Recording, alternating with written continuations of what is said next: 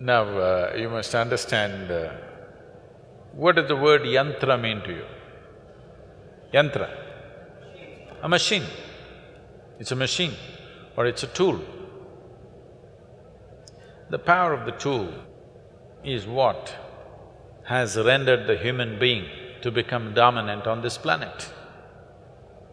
If we did not know how to use tools, probably a colony of ants would dominate us. That's a fact. If you did not know how to use a tool, you don't need tigers. See, tiger needs protection in the world today because human beings can use tools. Always the imagery that people are trying to create is a tiger means that's it. But tiger needs to be saved from these puny human beings because they can use tools. The tiger cannot use tools or does not know how to use tools. So it's the tools or the machines that we built which has made us who we are. And what is this type of machines we have built? Every machine that we have built is only an extension of the existing faculties that we already have. Because I can speak, there is a microphone, there is a telephone. Because we can see, there is a microscope, there is a telescope. Because we can walk, we came up with a bicycle and every other form of locomotion. Suppose we were made like trees, rooted in one place, would we make bicycles, I'm asking?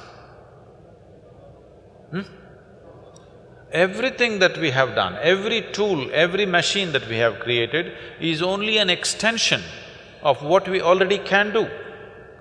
What you cannot see from here, you use a telescope and you're able to see something far away. Without the tool, you would not be capable of doing it.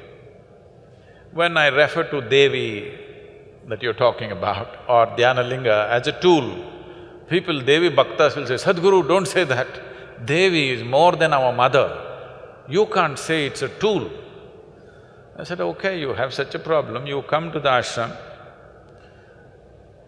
3 days you stay here, I will give you plumbing job.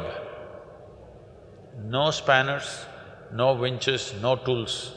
You use your hands, your teeth, whatever you want. In 3 days' time, you would have lost half your fingers and teeth. After 3 days you come to me, I'll give you one spanner. Will you worship the spanner or not? This is the power of the tool. So you need to understand this. This is a godless country. But we have 33 million gods and goddesses because we know the technology of God-making. Yes. We started creating energy forms that they will function in a specific manner. And we can create energy forms which can recognize you as a person.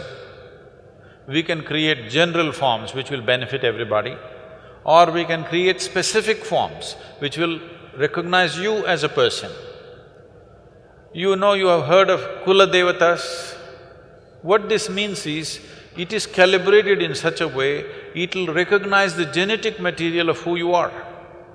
And it'll only work for you if you belong to that genetic material. If you're somebody else, it'll not work for you.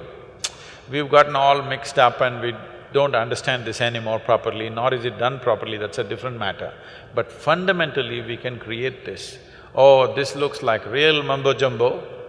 Well, there are any number of things that have happened in this country, but unless it gets a recognition from the West, it cannot be true, okay? You heard of Ramanujam.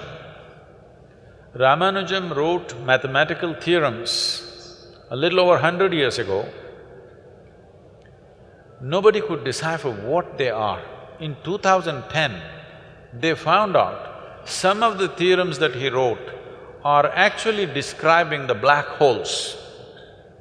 When he wrote this in 1910 or 1908, when he wrote this theorem, there was no concept of black hole in the scientific community, but he made a theorem for the black hole. So people asked him, he just sat down on his bed, even on his deathbed, he sat down and simply poured out mathematics. People asked, where is this coming from? He said, my Devi.